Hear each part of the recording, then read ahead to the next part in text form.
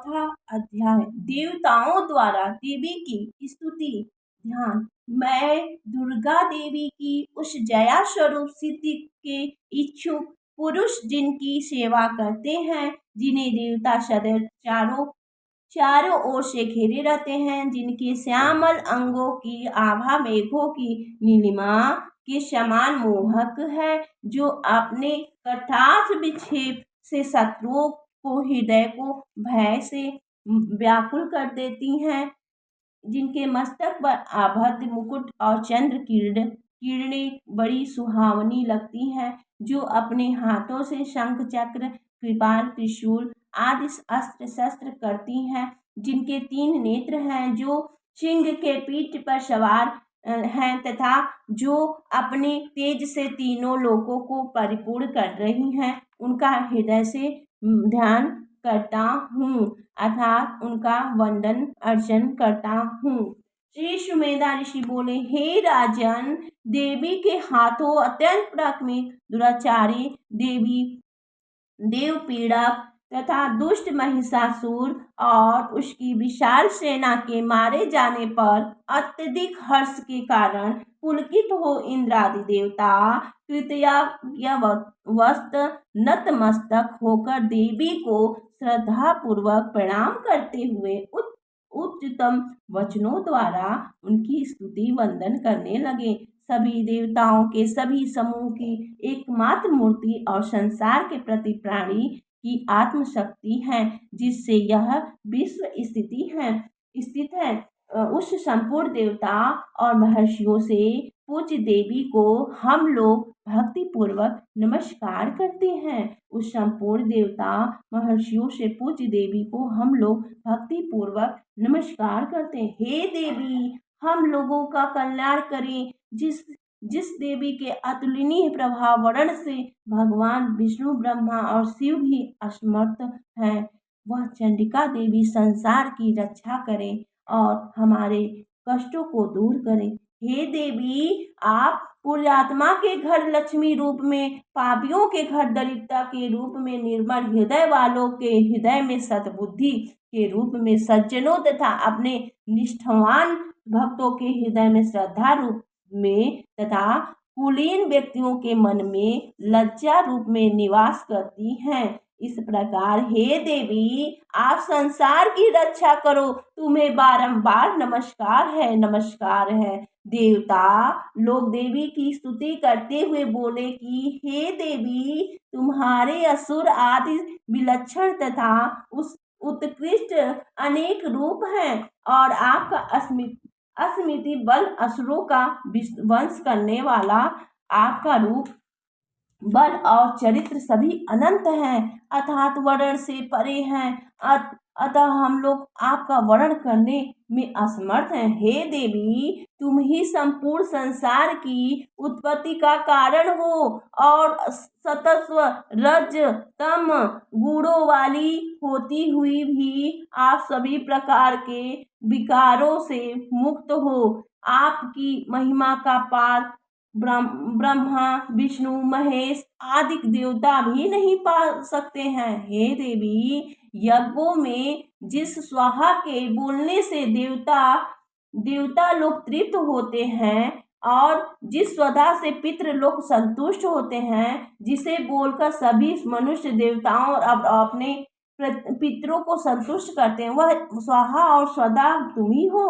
हे भगवती, सभी विकारों से मुक्त जितेंद्रियों तत्वों को ही सार वास्तु मनाने वालों तथा मोक्ष की अभिलाषा मुनिजनों द्वारा मोक्ष प्राप्त की निश्चित साधन के रूप में अपनाई जाने वाली अचिंतन महाव्रत स्वरूपा परा विद्या आप ही हैं। आप ही मोक्ष प्रदान करती हैं तथा आप ही समस्त भोगों को प्रदान करने वाली देवी की वंदना करते हुए सभी देवता बोले, जगदम्बे, पवित्र एवं उज्जवल ज्ञान के भंडार तीनों ऋक, यजु तथा साम वेदों के मूल शब्द स्वरूप आप ही हो। समावेद के संगीतमा सुमधुर उच्च स्वर में किए जाने वाले पाठ का आधार भी आप ही हो। हे भगवती, आप 6 भागों अर्थात ऐश्वर्य, ज्ञान, शक्ति, बल, वीर्य, वैभव वैभव और तेज से युक्त हैं।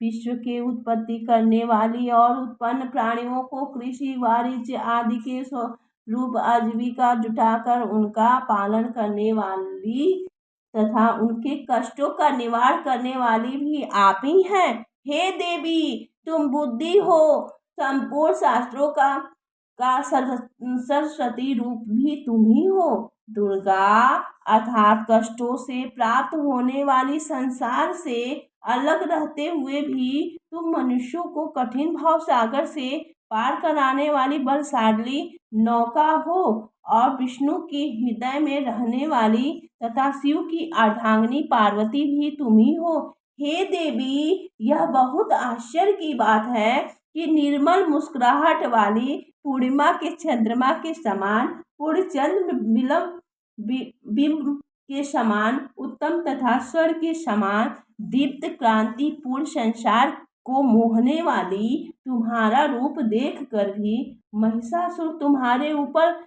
क्रोध हो गया और अस्त्र शस्त्रों प्रहार किया। हे देवी, आपकी क्रोध पूर्वक भयंकर, टेढ़ी भव्य और उदय काल के चंद्रमा के समान भयकारी रक्तमा मुख को देखकर भी वह दुष्ट महिषासुर मर नहीं गया। यह और भी महान आश्चर्य है, क्योंकि क्रोध युक्त महाराज को देखकर कौन जीवित रह सकता है।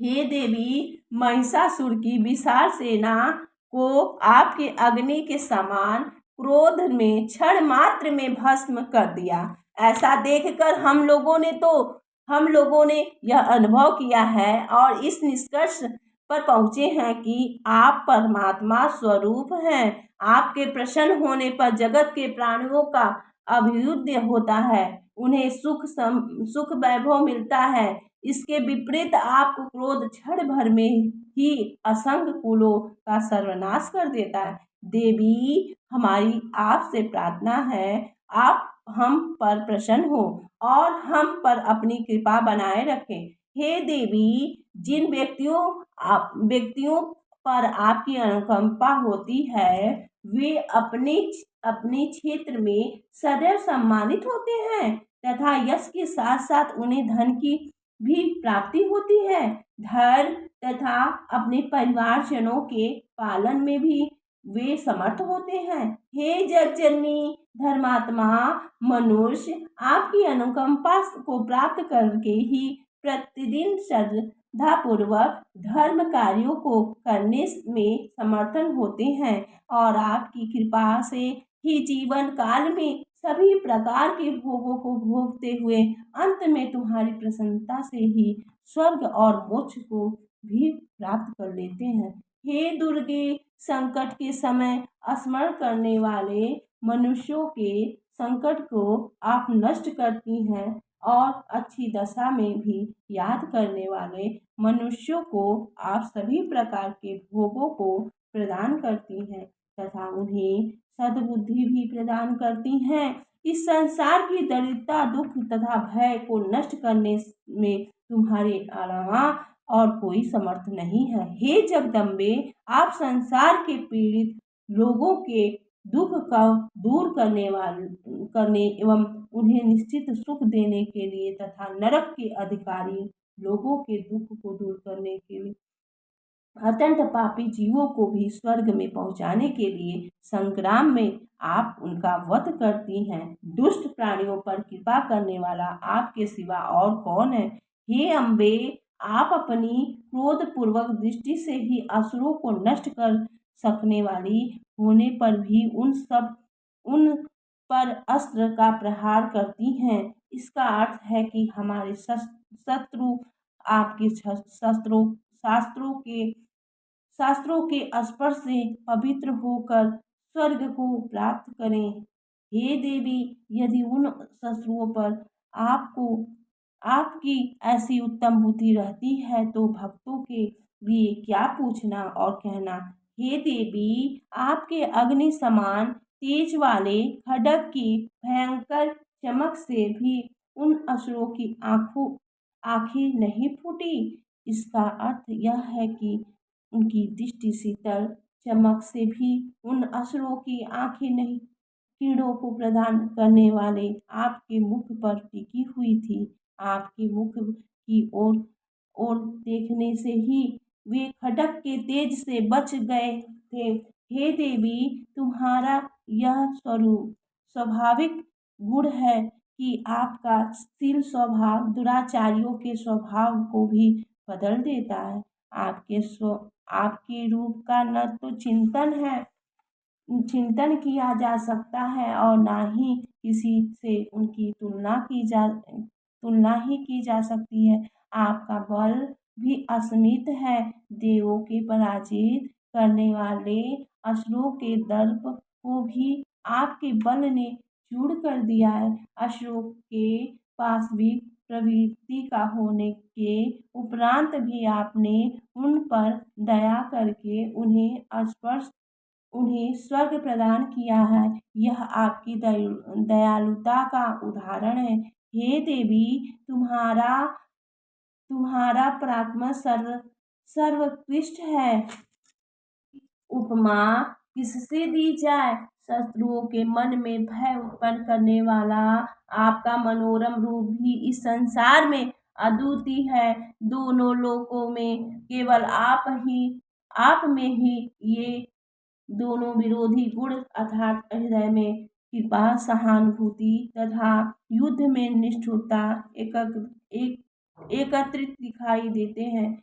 हे देवी, तुमने युद्ध शत्रुओं को मारकर तीनों लोगों की रक्षा की और उनको भी अपने शस्त्र द्वारा स्वर्ग पहुंचाया तथा उत्पन्न दैत्यों द्वारा उत्पन्न हम लोगों का भी दूर किया है। ऐसी सरक्षिका माता को बारंबार नमस्कार है। हे देवी, अपने त्रिशूल से हम लोगों की रक्षा करो। हे अंबिके, खड्ग, घंटा तथा धनुष बाण लेकर हमारी रक्षा करो। हे देवी, हे ईश्वरी, अपने त्रिशूल को भ्रमण भुज कर पूर्व, पश्चिम, उत्तर और दक्षिण चारों दिशाओं में शत्रु द्वारा उत्पन्न होने वाले संकटों से हमारी रक्षा करो। हे देवी, अत्यंत सौम्य, सुंदर से सुंदर तथा अत्यंत भयंकर और तीनों लोकों में घूमने वाले अपने रूपों से हम लोगों की तथा पृथ्वी, आकाश और पाताल की रक्षा करो। आप अपने कमल के समान कोमल हाथों से धारण किए जाने वाले शस्त्रों से हमारी रक्षा करो। श्री सुमेधा ऋषि बोले, हे राजन, ऐसी स्तुति करते हुए देवताओं ने नंदनवन